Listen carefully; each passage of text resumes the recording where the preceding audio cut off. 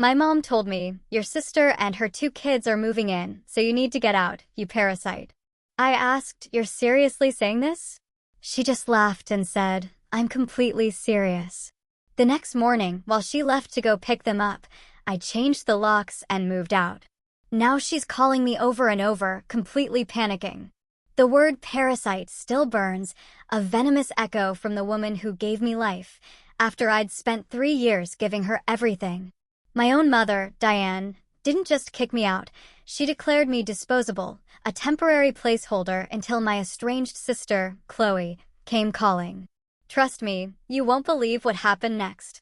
Our family home, once a sanctuary of warmth and laughter, had become a quiet monument to grief. The air often felt heavy, thick with unspoken sorrows and the constant hum of my efforts to keep everything from crumbling. This wasn't some dramatic TV show.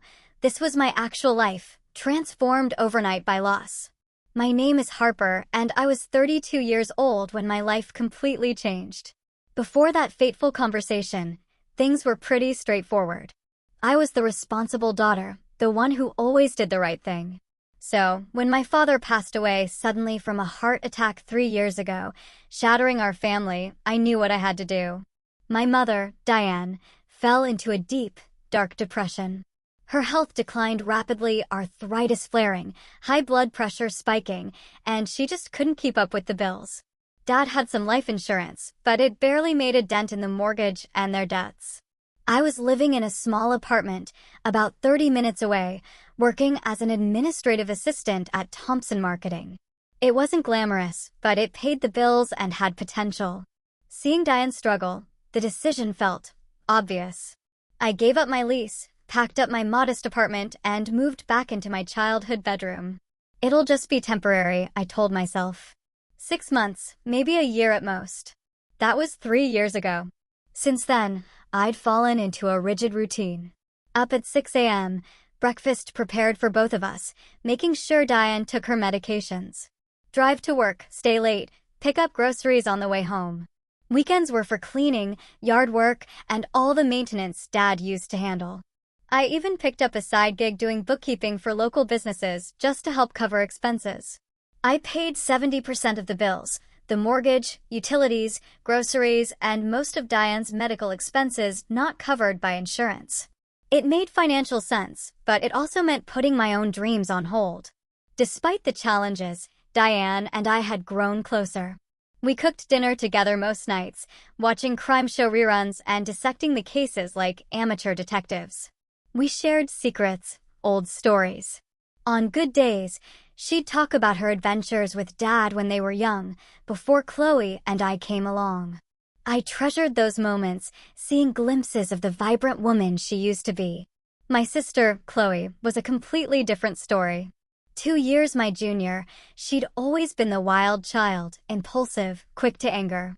While I stayed close to home for college, helping with family expenses, Chloe jetted off across the country to California. After a string of failed relationships and job changes, she met a guy, married quickly, and had 2 kids, Lily and Noah. We hadn't seen her since Dad's funeral, and even then, she'd only stayed long enough for the service before rushing back to her life. Your sister needs to find herself, Diane would say whenever I brought up Chloe's absence, especially during holidays or when Diane needed extra help. She's sensitive, different than you. I had my own dreams, modest as they were. I was slowly saving to start my own small business, a bookkeeping service. I loved bringing order to chaos, making numbers balance, helping people understand their finances. But that goal seemed to recede further with each new bill. My best friend, Olivia, constantly told me I was being taken advantage of. You're putting your life on hold for someone who wouldn't do the same for you, she'd say during our monthly lunch dates. She's my mother, I'd always respond. What else can I do? 6 months ago, things began to shift. Diane met Richard at her church group, a retired accountant with thinning gray hair and a booming laugh. He started coming over for dinner, then staying late. Diane seemed happier, more energetic. She started coloring her hair again, buying new clothes. I was genuinely happy for her. After years of grieving Dad, she deserved some joy. And if I occasionally felt like a third wheel in my own home, I pushed those feelings aside. This was progress. This was healing. Maybe soon she'll be ready for me to move out, I told Olivia, hopefully. Get my own place again. Start building my own life. I believed our arrangement was temporary. I believed my sacrifices were appreciated. I believed family looked out for each other, no matter what. I was wrong about all of it. The changes were subtle at first, so gradual I almost didn't notice them. Diane became increasingly critical of my housekeeping, though I'd been doing it the same way for years. The kitchen floor is sticky, she complained one morning, though I'd mopped it the night before. This laundry has been sitting here for days, she noted, pointing to a basket I'd folded just hours earlier. My cooking, once praised, now received lukewarm responses. It's a bit bland, isn't it? Or, I can't eat spicy food anymore. Richard's visits increased, and with them came sidelong glances and whispered comments. Still living at home at your age, he asked once, not quite under his breath, while helping himself to the dinner I'd prepared. I brushed it off. Diane was happy, and that's what mattered. If Richard was the price of her happiness, I could tolerate his presence. Then came the phone call. I was washing dishes one evening when the house phone rang. Diane rushed to answer it, turning away from me as she spoke. "Chloe, it's so good to hear your voice," she gushed, moving into the living room for privacy. Chloe, my sister, who hadn't called on Diane's birthday, who sent generic gift cards at Christmas with no personal note, who hadn't asked once how Diane was coping after Dad died.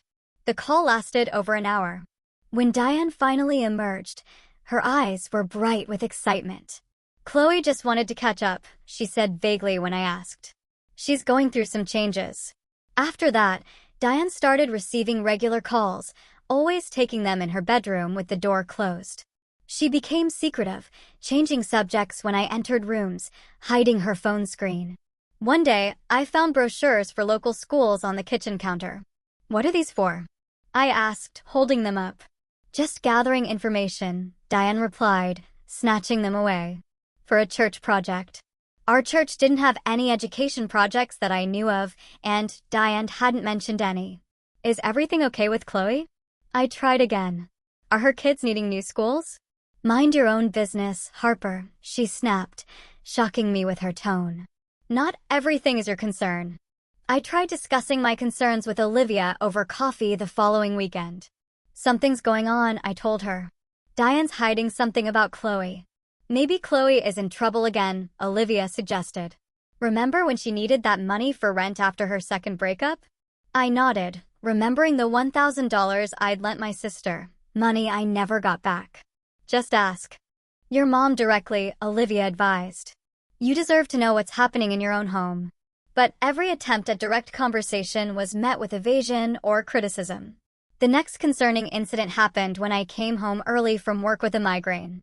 I found Diane in my bedroom, sorting through my closet, a large donation box already half full with my clothes. "What are you doing?" I asked, my head pounding. "Spring cleaning," she replied, though it was October. "You never wear half of these things." Some of the items in the box were clothes I'd worn just the previous week. "I was thinking we could convert this room into a proper guest room," Diane continued, not meeting my eyes. "You could move your things to the basement." The basement was unfinished, damp, and filled with boxes. It had a small window and concrete floors. "Why would I move to the basement?" I asked. "This has been my room for 3 years." "Well, it was your childhood room before that," Diane said dismissively. "Don't you think it's time for a change?" Richard started staying overnight more frequently. I'd wake up to find him at the breakfast table in his robe, drinking from my father's favorite mug. He began offering unsolicited financial advice, questioning my contributions to the household. "Your mother tells me you've been a big help," he said one morning in a tone that suggested the opposite. "But at your age, shouldn't you be establishing your own household?" "Mom needs help with the mortgage," I replied evenly. "We have an arrangement." "Arrangements can change," he said, sharing a look with my mother that made my stomach knot. My anxiety grew. I began having trouble sleeping, lying awake, listening to the murmur of voices from Diane's room, catching fragments of sentences. "Plenty of space once. We need to tell her soon." Chloe's situation is different. I started noticing other changes, too. Diane cleared out the storage room upstairs, discarding boxes of holiday decorations and winter clothes. She ordered new twin beds online without explanation. She asked me repeatedly about my work schedule, making notes on the calendar. All signs pointed to something major coming, but I couldn't piece it together. Or perhaps I didn't want to see the truth forming right in front of me. The evening everything fell apart started deceptively well. I came home from work to find Diane cooking lasagna, my favorite meal, with garlic bread and a fresh salad. The table was set nicely with the good dishes we usually reserved for holidays. "What's the occasion?" I asked, setting down my purse. "Can a mother make a nice dinner?" Diane replied, her smile not quite reaching her eyes. "Richard will be joining us later." Of course he would. I went upstairs to change, noticing more of my belongings had been shifted around. Some family photos removed from my dresser. A sense of unease settled over me, but I pushed it aside. Maybe this dinner was Diane's way of thanking me for everything. When I came back down, Diane was pouring wine. Another unusual touch for a weeknight. "Sit, sit," she urged, bringing the lasagna to the table. "Let's eat while it's hot." The food was delicious, but Diane barely touched hers, instead watching me with an intensity that made me nervous. After a few minutes of strange small talk about the weather, she cleared her throat. "Harper, there's something I need to discuss with you." I set down my fork, my appetite suddenly gone. "What is it?" "Your sister Chloe is going through a difficult time," Diane began. "Her divorce was finalized last month, and she's struggling financially. The area they live in is expensive and with 2 growing children." My mind raced, already seeing where this was heading. "You want to send her money? I can adjust the budget. Maybe work a few extra bookkeeping hours." Diane shook her head. "No, that's not it. Chloe needs more than money. She needs a support system." She took a deep breath. "She's moving back home with Lily and Noah. They'll be here next week." I blinked, processing this information. "That's sudden, but I guess we can make it work. The kids can have the guest room, and Chloe could use the office space downstairs." "It'll be tight, but—" "Harper," Diane interrupted, her voice hardening. "You don't understand. Chloe will need your room. The children will need space, too. You'll need to find another place to live." The words hit like a physical blow. "What?" "You're 32, a grown woman," Diane continued, not meeting my eyes. "Chloe needs help with her kids. They're only 8 and 6. They need stability, their grandmother's support, and I need to leave?" My voice rose in disbelief. "After everything I've done here? I pay most of the bills. Mom, I've kept this house running for 3 years while you grieved." "Don't exaggerate," Diane snapped. "I've contributed my share, and now my daughter needs me." "I'm your daughter, too." The words burst out of me. "Yes, but you're an adult. Chloe is in crisis. Those children need a home. And what about our arrangement?" I pressed, my voice cracking. "The mortgage, the utilities, the groceries I buy. Who's going to handle all of that if I leave?" Diane's expression grew cold. "Richard has offered to help with the finances, and Chloe will contribute when she gets settled." Our Richard, of course. The pieces suddenly fell into place. The secret phone calls, the storage room clean out, the new beds. They'd been planning this for weeks, maybe months. "So, you're just throwing me out after everything I've sacrificed to help you." "Don't be so dramatic, Harper," Diane said dismissively. "I'm giving you a week's notice." "That's generous." "Generous." I couldn't believe what I was hearing. "I've put my entire life on hold for you. I've poured my savings into this house. I've missed career opportunities to stay close and help you. And I appreciate that," Diane said, waving a hand. "But it's time for you to move on. Chloe's situation is different. She has children to consider. And what about my situation? Where am I supposed to go with 1 week's notice? How am I supposed to find an apartment and move that quickly?" "You're resourceful," Diane replied. "You've always been independent, unlike Chloe, who needs more support." The injustice of it burned in my chest. So Chloe disappears for years, doesn't help when Dad dies, doesn't call, doesn't visit, and she gets rewarded with a place to live? While I, who've been here supporting you every day, get thrown out like garbage. Diane's eyes flashed. "That's enough." I won't be spoken to like that in my own home. You've been living here rent-free. Rent-free. I nearly shouted. I pay the mortgage. I pay the utilities. I buy the groceries. I've spent thousands maintaining this house. And you've had a place to live. Diane countered. Now you're just being selfish. Chloe needs help. Those children need stability. And what about what I need? My voice broke. You're being a parasite. Diane hissed, the words slicing through me. Clinging to your childhood home instead of building your own life. It's not healthy, Harper. A parasite. After everything I'd done, everything I'd given up, the word echoed in my mind as tears threatened to spill. The front door opened and Richard walked in, his timing suspiciously perfect. Everything okay in here? He asked, looking between us with artificial concern. Fine, Diane said, composing herself. I've just informed Harper about Chloe's arrival next week. Richard nodded, settling his hand on Diane's shoulder possessively. It'll be good for Diane to have her grandchildren here. Family is important. Yes, family is important, I said bitterly. Apparently, some family more than others. I stood up from the table, my dinner barely touched. I need some air. Harper, Diane called as I headed for the door. Be reasonable. You have until next Friday. Chloe's flight arrives at noon. I didn't respond. Just grabbed my keys and walked out. In my car, parked on the street I'd grown up on, I finally let the tears fall.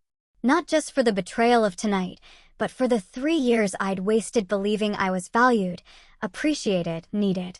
I'd been nothing more than a placeholder, a convenient solution until something better, someone better, came along. I drove aimlessly for hours, finally ending up at a small 24-hour diner on the edge of town. The waitress, an older woman named Betty with kind eyes, took one look at my tear-stained face and brought me a cup of hot chocolate without asking. On the house, honey, she said, setting it in front of me. Whatever it is, it looks like you could use it. I sat there until nearly midnight, nursing my drink and trying to process what had happened. A parasite. The word kept echoing in my head, each repetition a fresh wound. How could Diane see me that way after everything I'd done? When I finally returned home, the house was dark. I crept up to my room and closed the door quietly, leaning against it as fresh tears threatened. Looking around at the space I'd occupied since childhood, I noticed how much had already changed. My bookshelf had been partially emptied, photo frames removed, closet half cleared.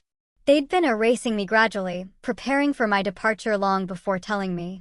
I pulled out an old photo album from under my bed, one thing they hadn't found yet.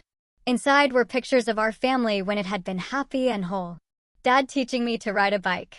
Mom braiding my hair for the first day of school. Chloe and me building sandcastles at the beach.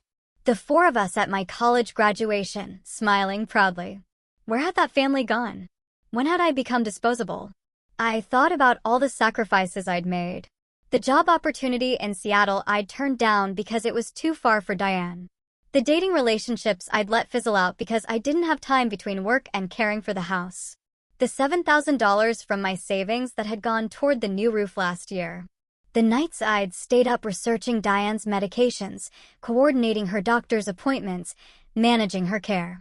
All of it meaningless now. All of it forgotten. Sleep eluded me that night. I tossed and turned, replaying the conversation and thinking of all the things I should have said.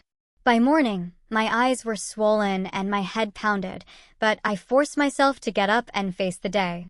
I went downstairs early, hoping to avoid Diane, but she and Richard were already in the kitchen. They fell silent when I entered. Morning, I said stiffly, pouring myself coffee. Neither responded. I stood at the counter, my back to them, listening to their hushed conversation.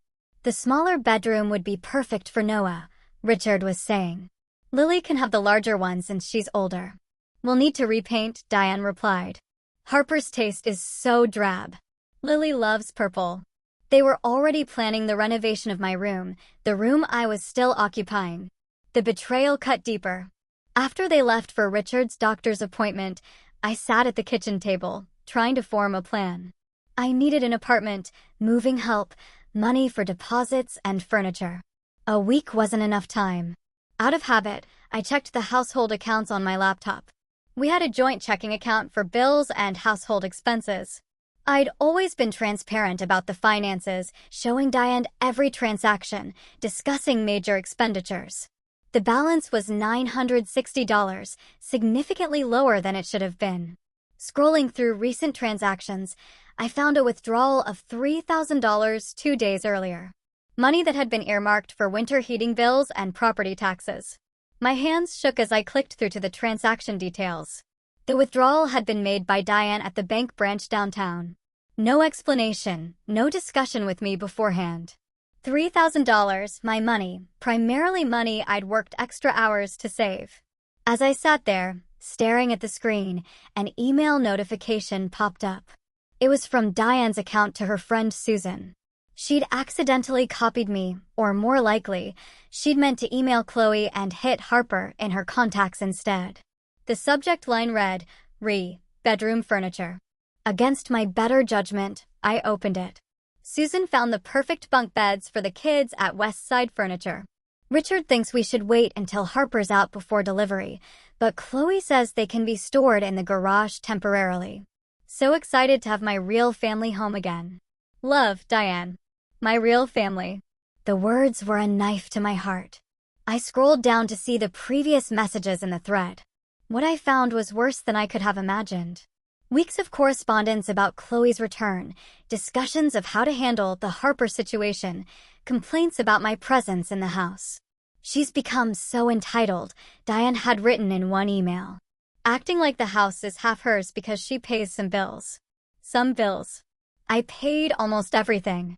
Chloe needs a fresh start, another email read. The kids deserve their grandmother's full attention. Not shared with their aunt who refuses to launch her own life. I closed the laptop, feeling physically ill. How long had this been planned? How long had I been the obstacle to their perfect family reunion? As if on cue, the house phone rang. I let it go to voicemail, then listened as Chloe's voice filled the kitchen. Mom, it's me. Just checking that everything's on track for next week. You're sure Harper will be out in time? I don't want any drama with the kids there. Call me back. I played the message twice, listening to my sister's entitled tone. She hadn't spoken to me directly in over 2 years, and now she was orchestrating my eviction without so much as a conversation. The phone rang again almost immediately. This time I heard Diane's voice as the answering machine picked up. Chloe, honey, it's Mom. Yes, everything's on schedule. Don't worry about Harper. She always does what I tell her. She'll be gone before you arrive. Call me later about the school enrollment forms. Always does what I tell her. The words echoed in my head, illuminating a lifetime pattern I'd been too close to see. I'd always been the reliable one, the responsible one, the one who sacrificed. Chloe had always been the one who needed help, who deserved compassion, who required support.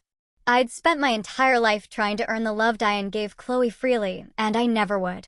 That afternoon, I had a scheduled meeting with my boss, Ms. Davies, about quarterly targets. At the end of our discussion, she mentioned an opportunity. We're expanding the digital marketing department, she said. There's a senior administrative position opening up, more responsibility, better pay, potential for advancement. I thought of you immediately, Harper. In the past, I would have hesitated, thinking about my commitments at home. But today, something had shifted. I'd be very interested, I replied, my voice steady.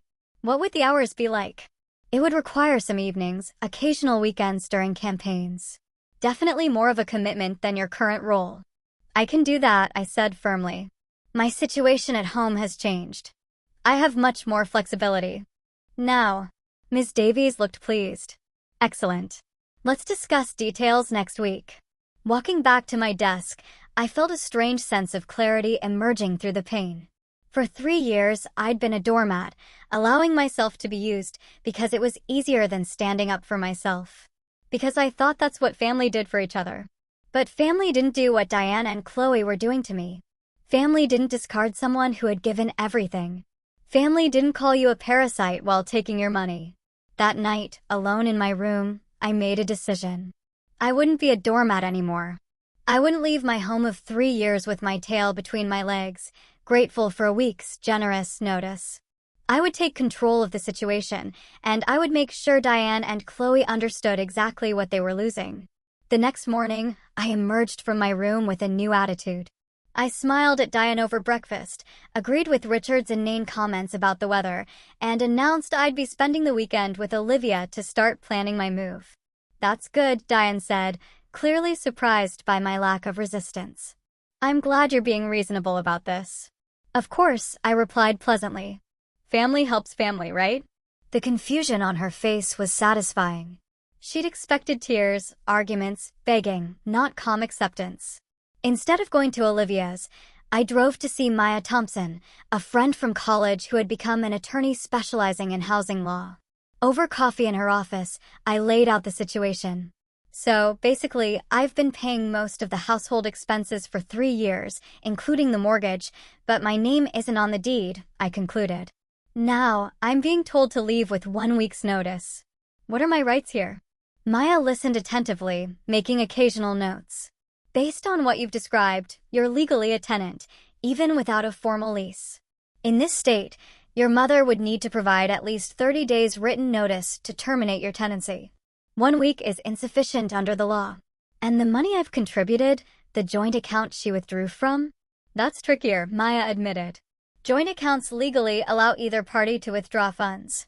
However, given the circumstances, we could make a case for financial reimbursement based on your contributions to the household, especially for permanent improvements like the roof." She outlined my options, from formal legal action to negotiated settlements. I didn't want a protracted legal battle with my own mother, but I also refused to be taken advantage of anymore. "What would you recommend?" I asked. "Start by documenting everything," Maya advised. "Gather evidence of your financial contributions, any written agreements, even text messages about household arrangements. Then, secure new housing before confronting the situation." Position of strength, Harper. I nodded, a plan forming in my mind. "One more question. If I'm legally a tenant, what happens if my landlord leaves the property and attempts to prevent me from accessing my residence?" Maya smiled slightly. "As a tenant with established residency, you have the right to maintain access to your home until proper eviction procedures have been followed." Armed with legal knowledge, I began methodical preparations. First, I contacted Olivia, who had a friend in property management. By Saturday afternoon, I was touring apartments with Mr. Jenkins, a kindly older gentleman who owned several small buildings in town. "This one just became available," he said, showing me a 1-bedroom unit on the 2nd floor of a well-maintained building. "It's not fancy, but it's clean and quiet. Most of the tenants have been here for years." The apartment was small, but bright, with hardwood floors and large windows. At $850 per month, it was at the upper limit of what I could afford alone, but it was available immediately. "I'll take it," I said decisively. "Can I move in next weekend?" Mr. Jenkins seemed surprised by my eagerness, but pleased. "Certainly. Let's go back to my office and handle the paperwork." Using my lunch breaks the following week, I quietly opened a new bank account at a different bank and transferred my personal savings there. I calculated a strict budget, factoring in rent, utilities, and living expenses without the cushion of sharing costs with Diane. After work each day, I sorted through my belongings, separating the essential from the optional. Clothes, personal documents, and irreplaceable items were packed first into suitcases I stored in my car trunk. Books, kitchen items I'd purchased, and electronics followed, smuggled out in small batches. My coworker, Daniel, who owned a pickup truck, agreed to help with larger items on Saturday. "Moving day is always better with free pizza and beer," he joked when I offered to pay him. I made an appointment with a locksmith for Friday morning, explaining my situation carefully and confirming they could come exactly at 9:30 a.m.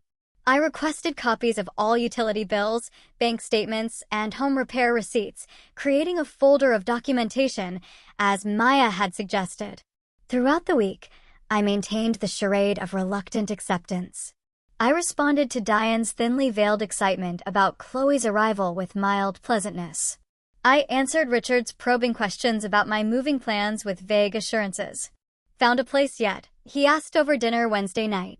"Working on it," I replied noncommittally. "It's a tight market. You could always stay with a friend temporarily. Diane suggested, clearly concerned I might try to extend my stay. I'll figure something out, I said with a smile that didn't reach my eyes. By Thursday evening, most of my essential belongings had been relocated to the new apartment or Olivia's garage. Diane had noticed some missing items, but seemed to attribute it to my spring cleaning efforts rather than systematic moving. The moment of truth arrived Friday morning. Diane came downstairs dressed for the airport run, her purse over her arm. "I'm picking up Chloe and the kids at noon," she announced unnecessarily. "Richard will meet us there. We should be back around 2. I nodded from behind my coffee mug. "Have a safe trip. I expect you'll continue packing today." The question had an edge to it. "Of course," I replied. "I know how important it is to have the room ready for the kids." She seemed satisfied with that answer. "There are some boxes in the garage you can use. I'll see you this afternoon." As her car backed out of the driveway, I felt a strange calm settle over me. For 3 years, I'd put her needs first, sacrificed my independence, compromised my future. All for family, all for love, and in return, I'd been labeled a parasite and discarded when someone more valuable came along. Not anymore. I watched until her car disappeared around the corner, then pulled out my phone and made the call that would change everything. "Jenkins' residence," I said when the locksmith answered. "Yes, 9:30 is perfect." "Thank you." While waiting, I did a final sweep of the house, gathering the last of my personal documents: birth certificate, passport, the deed to my car.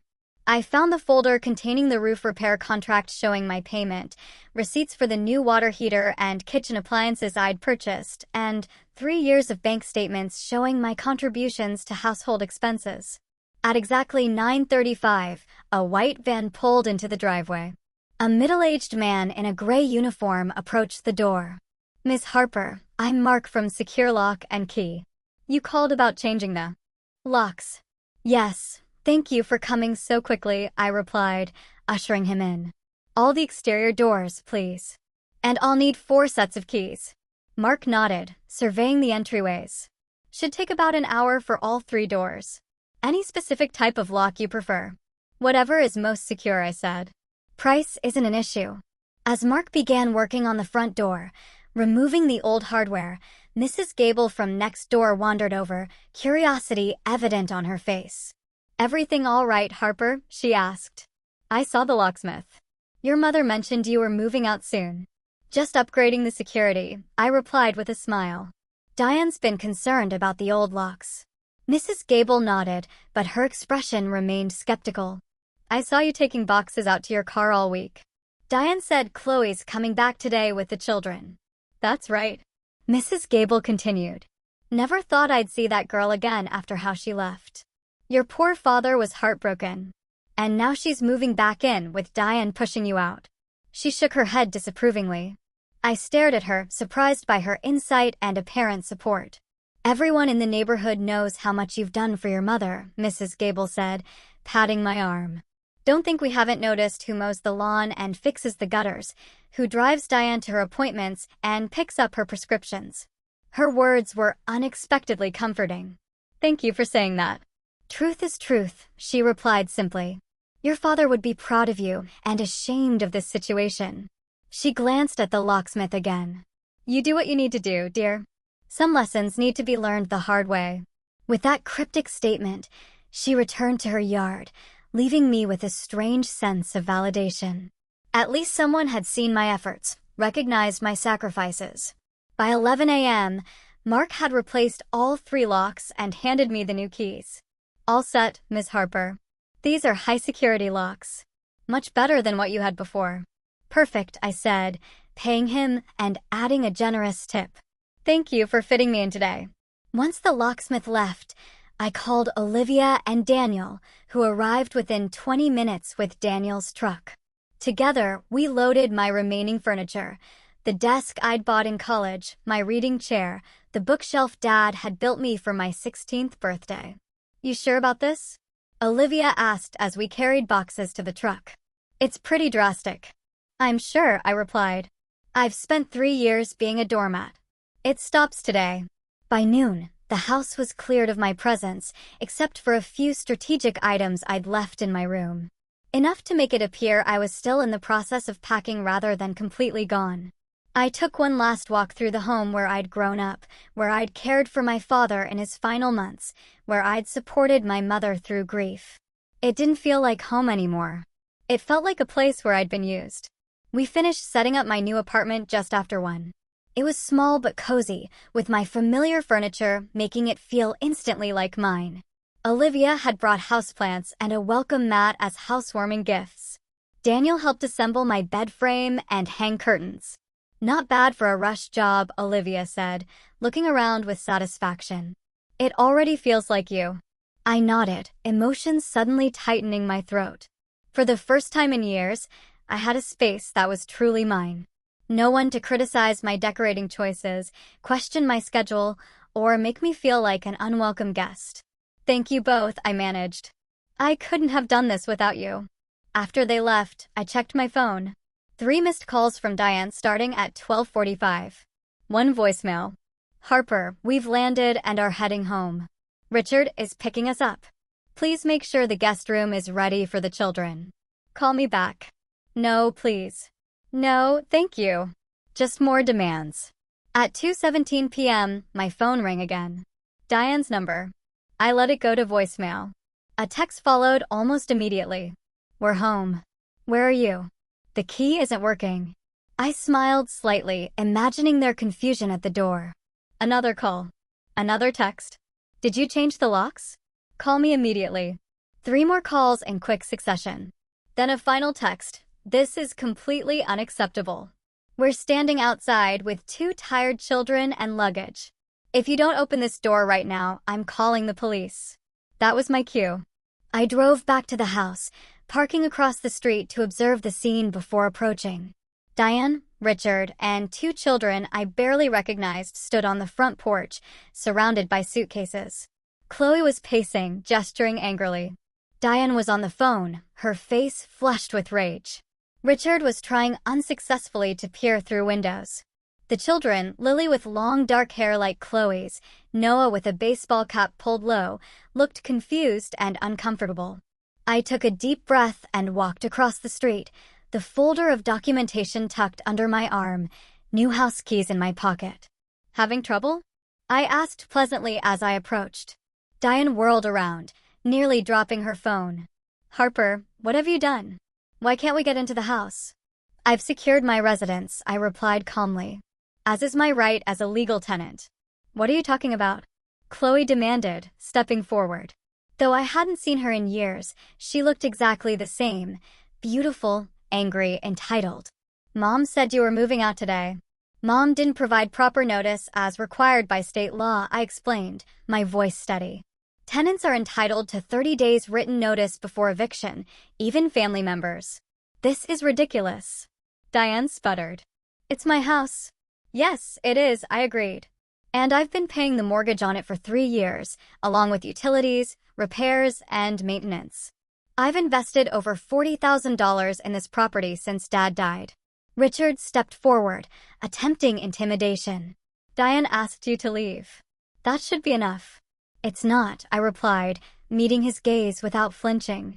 And I have documentation to prove my legal residence and financial contributions. I patted the folder under my arm. My attorney says I have a strong case for both extended notice and financial compensation. Attorney? Diane looked shocked. You consulted a lawyer against your own mother? I consulted a lawyer to understand my rights, I corrected. After you withdrew $3,000 from our joint account without discussion. After you called me a parasite in the home I've maintained and paid for. After you and Chloe planned behind my back to displace me with 1 week's notice. Chloe rolled her eyes dramatically. Always the victim, Harper. Mom needs help with the kids. I'm going through a divorce. Can you think of someone besides yourself for once? The irony of Chloe, who had contributed nothing for years, accusing me of selfishness, was almost laughable. I've thought of others for 3 years, I replied evenly. I've put my life on hold to support Mom after Dad died. Something you didn't bother to do. I've paid bills, maintained the house, coordinated medical care, and been here every single day while you were too busy to even call on her birthday. That's enough. Diane interjected, glancing nervously at the children who were watching our exchange with wide eyes. "Just open the door, Harper. We can discuss this inside." "We can discuss it right here," I said firmly. "I'm willing to move out on proper terms. 30 days notice as legally required. Repayment of the $3,000 you withdrew from our joint account and fair compensation for my investment in home improvements, including the new roof and water heater." "This is extortion," Richard blustered. "This is business," I corrected. "You've treated me like a business arrangement rather than family, canceling our agreement unilaterally when a better option came along." "I'm simply responding in kind." Diane looked around nervously, aware that neighbors might be watching. "Fine. Let's go inside and work this out." I pulled the new house keys from my pocket. "I'll unlock the door, but I won't be staying. I've already moved my essential belongings to my new apartment. I'll return tomorrow to discuss terms. If we can reach an agreement, I'll be fully moved out within the 30-day period." "You already moved?" Diane looked genuinely surprised. "But where? How?" "I made arrangements," I said simply, unlocking the door. "Unlike some people, I don't expect others to solve my problems for me." As the door swung open, I handed Diane one set of keys. "I've left detailed documentation of all my financial contributions on the kitchen table, along with a formal response to your verbal eviction notice. My attorney's contact information is included if you'd prefer to communicate through legal channels." Chloe pushed past us, ushering her tired children inside. "This is so typical, Harper, creating drama when we're just trying to start over." I didn't bother responding to her. Instead, I looked directly at my mother. "You called me a parasite, Diane. After everything I've done, everything I've given up to help you, that's not something I can forget." For the first time, I saw a flicker of shame cross her face. I was upset. "I didn't mean it." "You meant it," I interrupted. "And that's why I can't stay here anymore, even for 30 days. I'll come by tomorrow at noon to discuss arrangements. Please review the documentation before then." Without waiting for a response, I turned and walked back to my car. Behind me, I heard Chloe already complaining about the state of the house, Richard offering suggestions about changing the locks again, and the children asking questions about where they would sleep. None of it was my problem anymore. For the first time in 3 years, I was putting myself first, and it felt surprisingly good. 6 months passed in a blur of change and growth. My new apartment had become a true home, decorated exactly as I liked, with no one to criticize my choices. The promotion at work had come through, bringing more responsibility, but also a substantial pay increase that made my independent life comfortable. The confrontation with Diane had gone better than expected. After reviewing my documentation, she'd been unable to dispute my financial contributions. Richard, surprisingly, had been the voice of reason, perhaps recognizing the potential legal complications of fighting me. We'd reached an agreement: full repayment of the withdrawn funds, a fair division of the utility bills for my final month, and a payment plan for my investment in home improvements. Chloe had been furious, calling me selfish and greedy, but her opinion no longer held power over me. I'd spent too many years trying to earn approval from people who were incapable of giving it. I'd maintained minimal contact with my family since moving out, exchanging occasional texts with Diane about practical matters, but nothing more. Through Mrs. Gable, I heard that Chloe had already caused problems, failing to contribute financially as promised, leaving the children with Diane for days while she job hunted, fighting with Richard over house rules. "Your mother looks 10 years older," Mrs. Gable reported during one of our coffee dates. "Running after those children, trying to keep the house up without you. Chloe's not much help from what I can see." I felt a twinge of sympathy but pushed it aside. Diane had made her choice. She was experiencing the natural consequences of that decision. My own life had blossomed in unexpected ways. With encouragement from Ms. Davies, I'd enrolled in evening business classes to enhance my credentials. I'd reconnected with old friends I'd neglected during my caretaking years. I'd even started dating again. Nothing serious yet, but it was nice to remember that part of myself existed. Most importantly, I'd started the small bookkeeping business I dreamed of, working with local shops on weekends. It was growing slowly but steadily, bringing me both additional income and the satisfaction of building something of my own. Therapy had been instrumental in my healing process. Dr. Chin, a compassionate woman with shrewd eyes, had helped me recognize patterns of codependency and people-pleasing that had defined my relationships. "You spent your life trying to earn love that should have been freely given," she observed during one session. That's not how healthy family dynamics work. Working with her, I'd begun to establish proper boundaries, process my grief over not just losing Dad, but losing the idea of the supportive family I'd thought I had. I learned that standing up for myself wasn't selfish. It was necessary. One rainy Tuesday in October, I encountered Diane unexpectedly at the pharmacy. She looked tired, the lines around her eyes deeper than I remembered, her shoulders slightly stooped. "Harper," she said, genuine surprise in her voice. "How are you?" "I'm well," I replied, maintaining polite distance. "How are things with you and Chloe and the kids?" She hesitated, something complicated crossing her face. "Busy. The children are adjusting. Chloe is still looking for work. Richard has been very supportive." I nodded, not surprised. "I'm glad to hear that." An awkward silence fell between us. Finally, she spoke again, her voice softer. "Your business cards are at Marion's Bakery. I saw them on the counter when I picked up a birthday cake for Lily. You started your own business." "Just part-time for now," I confirmed. "But it's growing." "That's wonderful," she said, and seemed to mean it. "You always were good with numbers, like your father." The comparison to Dad, a rare compliment, caught me off guard. "Thank you." She glanced at her watch. "I should go. Chloe has a job interview and I'm watching the kids." "Good luck to her," I said, meaning it despite everything. "Those children deserve stability." As she turned to leave, she paused. "Your room?" "I mean the room you had. The kids are sharing it now." Noah wanted to know who the lady was in the photos on the bookshelf. "The ones you left behind." Her eyes met mine. "I told him you were his aunt. That you were smart and kind and helped people with their businesses." I swallowed the unexpected emotion rising in my throat. "Thank you for that." She nodded and walked away, her step a little slower than I remembered. That brief encounter reinforced what I'd been learning in therapy. That healing didn't require forgiveness or reconciliation right away. It required honesty, boundaries, and self-respect. Maybe someday our relationship could be rebuilt on healthier terms. Maybe not. Either way, I would be okay. In the months that followed, I continued building my new life, brick by brick. I expanded my client base, completed my business courses, and even took a weekend trip to the beach, something I hadn't done since college. I started volunteering at a financial literacy program for women leaving abusive relationships, finding purpose, and helping others recognize their own strength. My apartment became the gathering place for a small but loyal group of friends. Olivia and her boyfriend, Daniel and his new girlfriend, coworkers who'd become confidants. We had game nights and potluck dinners, creating the kind of supportive community I'd always craved.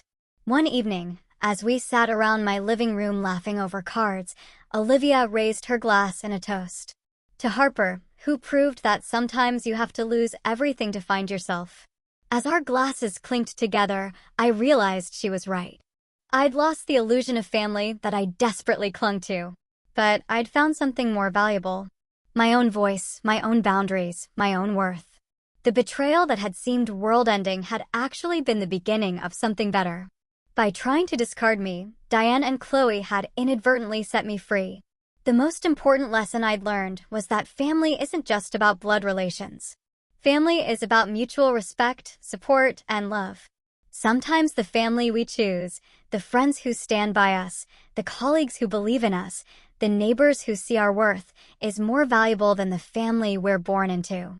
I'd also learned that helping others shouldn't come at the cost of helping yourself. That sacrifice is only meaningful when it's appreciated, not expected. That standing up for yourself isn't selfish. It's essential. As for Diane and Chloe, I'd come to understand that their actions reflected their limitations, not my worth. Some people are simply incapable of giving the love we deserve. Accepting that truth was painful but liberating. I don't know what the future holds for our relationship. Perhaps there will be reconciliation someday, built on new understanding and boundaries. Perhaps not. What I do know is that I'll never again allow anyone to make me feel like a parasite for existing, for having needs, for expecting basic respect. So, if you're in a similar situation, sacrificing everything for people who don't appreciate it, staying in toxic relationships because of obligation, putting everyone's needs before your own, remember my story. Remember that you have the right to set boundaries. You have the right to be treated with respect. You have the right to walk away from people who hurt you, even if they're family. Sometimes the hardest person to stand up for is yourself. But it's also the most important. Has anyone else experienced family betrayal like this? What did you do? I'd love to hear your stories in the comments below. And if this resonated with you, please like and subscribe to my channel for more stories about overcoming life's challenges. Share this video with someone who might need to hear that it's okay to put themselves first sometimes. Thank you for listening to my journey, and remember, your worth isn't determined by how others treat you, but by how you treat yourself.